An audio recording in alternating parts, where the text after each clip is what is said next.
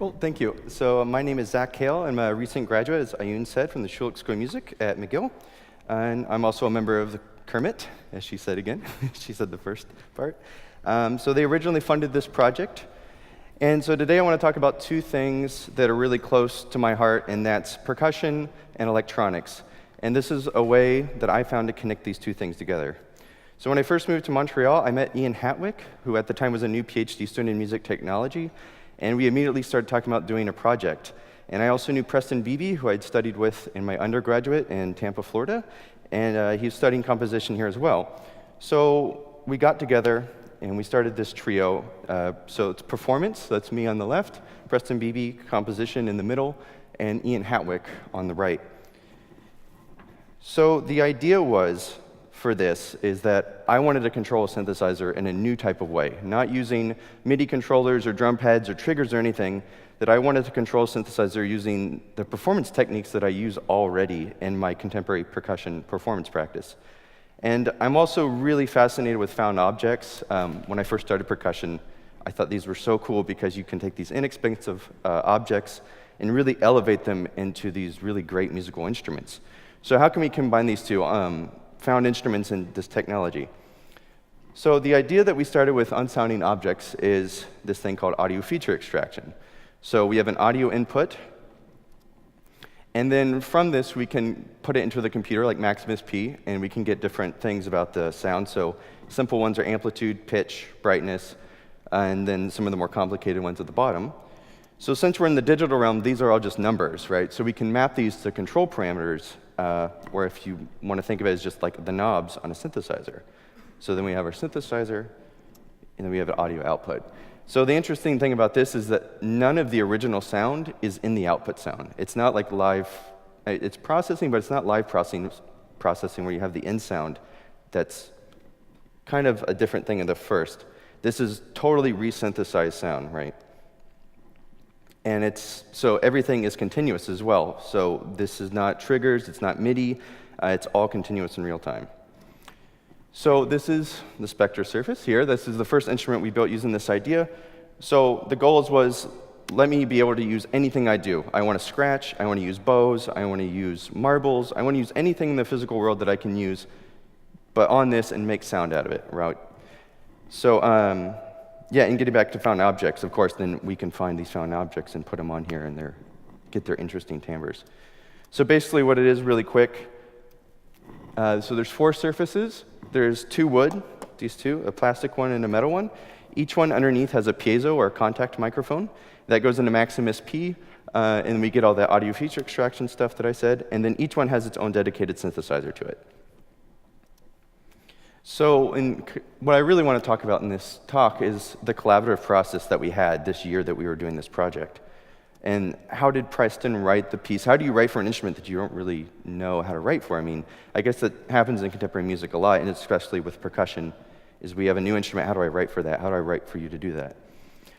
So what we found was, let's just make some sounds, make some cool sounds, and since everything's driven off the input, the audio input here, why don't we just make one set of sounds, and then just try to explore, use different objects, find whatever, let's bow it, let's put cymbals on top of each other, like a typical percussion instrument, or what we would do. But then we would do that and then say, okay, that's a good one. Let's save that. Let's keep that in our bank, our memory, and then let's make a new set of sounds, and then let's do this, and then we can change the parameters between these. So it was always evolving process. So some of the things in the composition that you just heard, and hopefully that came across, is that piezo microphones do pick up some ambient sound. So we were like, this is a flaw, right? But then we were like, well, that's kind of cool. Like if we start, actually, if I turn this up, this should sound, so let me start from the beginning. So if we start from the beginning,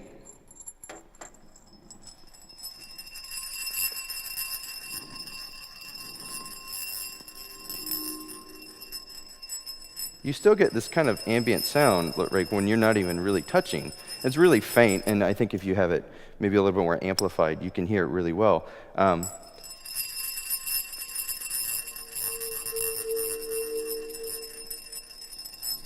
Right, so we use that for the beginning of the piece, and it's pretty interesting because it's not just volume that's increasing, it's timbral content, spectral content, so it becomes fuller as you get into the piece. And then using marbles and bowls, I mean, we found these on the street, and we said, you know, I can keep doing this, I can scratch and everything, but isn't it great if I can just do this? And it goes, but if I want to stop it, I can stop it, right? So then you can get these counterpoint if you have a bunch of different bowls, and you can have two bowls on one surface, you know, so you get, if one's louder, this one kind of takes over, and then this one takes over and such. And then I didn't want to play this today because I don't want to make rice all over the stage, but in the original composition that's on YouTube, I throw rice and sprinkle rice all over the place. And so that's, I think I've seen that in a Kaggle piece, where it's kind of like this controlled randomness kind of thing, because it's like how much I let out of my hand is how much sound is going to happen, and the rhythm's aleatoric, but I can control it, right? And then so the last part before I play the second composition is we can use non-traditional instruments. So actually I can get ready for that and show you about that. So we can use cymbals, right? But put them on the bell, as people usually do on the timpani or whatnot. So now we can get the sustaining sound. This is in the right patch, which I'll load it very soon, but you know, we always do these types of things. Well, now I can control the sustain of a synthesizer with that, because everything, all the amplitude based on our synthesizer is based on this object that's in front of us. Same thing with the timbre. So we found that really interesting, and being able to really grasp, you know, these physical objects for this control of the synthesizer. So I'm going to play the number 2 right now. So just give me a second, and I'll reload the patch.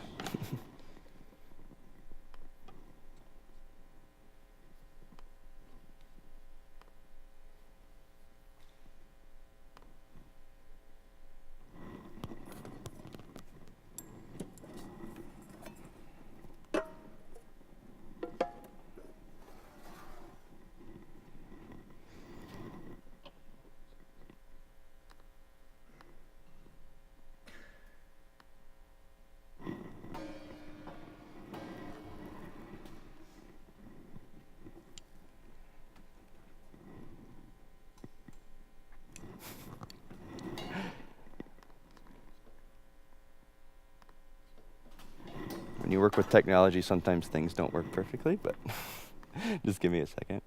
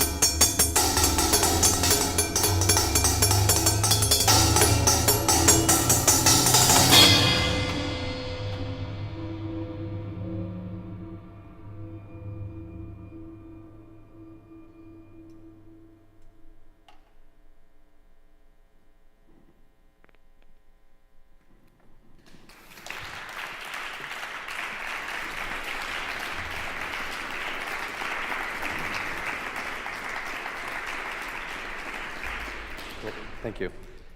So just a little bit to end, some future work we want to do. We're all percussionists. We know we want to reduce the amount of external gear. You see there's a lot of cords and everything coming out. We would love just to put an audio interface or something in here, so it's just USB, and bam, you have your inputs, outputs, really easy.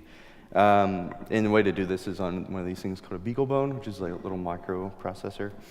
We like to isolate the surfaces more so that you don't get any of the sound from this one and this one, which happens a little bit. It's not a big deal, but it would be nice to really make it isolated. Make an easier composition tool, because that's the other thing. This is something that Preston created, so he understands it. Of course, that's always how it is with max patches, but nobody else can really figure it out. So that would be great if somebody else could write me a piece for this. And explore more synthesis techniques and performance techniques, as always. So, thanks.